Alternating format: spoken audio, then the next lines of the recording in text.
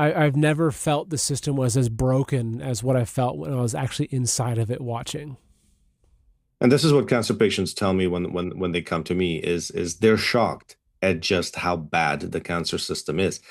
And I'm talking about the best cancer centers in the United States, whether it's the Mayo Clinic, the Cleveland Clinic, the Memorial Sloan Kettering, MD Anderson, John Hopkins, Dana-Farber. I mean, and they're all the same. You have it's this homogenous culture, this oncology culture that is just through it's in every cancer center, and patients see just how broken it is and just how bad it is. And the senior members in this, and you've just alluded to this, that it's mostly young people that are seeing the patients, and of course, they don't have the experience. Sometimes they don't have the expertise, but they're at the front lines. What happens is the older members of this system, if you've really sort of ground your way through the system, you didn't get in trouble with the medical boards, you didn't try to be creative or bring the art of medicine into it, well, you get promoted. And so you rise up the ranks of administration. You might become, the president of the hospital. You will certainly sit on the boards of many pharmaceutical companies. And so when you see these senior oncologists, they sit on 10 boards of different pharmaceutical companies. They will be professors and chairs of oncology departments. They will go to conferences. They will give presentations. They will live a much more luxurious lifestyle, completely disconnected from the front lines of cancer care because they were good boys and girls. They followed all the guidelines, the protocols. They made a ton of money for big pharma.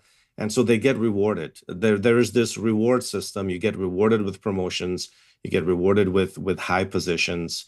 Of course, some of them will move into the government.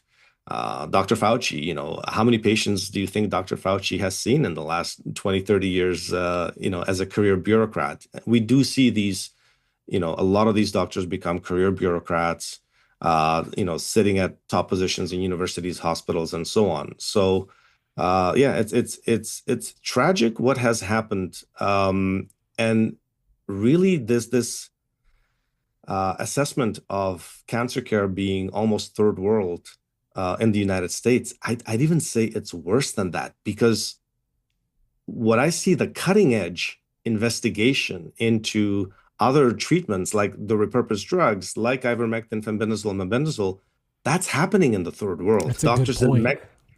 Doctors in Mexico are investigating. They've actually did one of the biggest, research projects looking at 28 different cancers and how they respond to ivermectin, calculating the cancer cell deaths and so on. Mexican doctors were doing it. Doctors in the Philippines were pioneering the use of ivermectin in cancer while the pandemic was raging because they noticed that patients who were taking a lot of ivermectin because they were panicked about COVID-19 and were trying to protect themselves, well, their tumors were shrinking and no one could figure out why because they weren't getting chemotherapy because they were in the Philippines. They couldn't afford chemotherapy. And so you actually see a lot of progress being made in third world countries or what would be described as third world countries because the doctors are maybe forced by circumstance, but they still have that. They still have that passion and they still have that, maybe they have the ability to explore outside the confines of the guidelines. And so that's where the exciting research for me has come. It's really been outside the United States.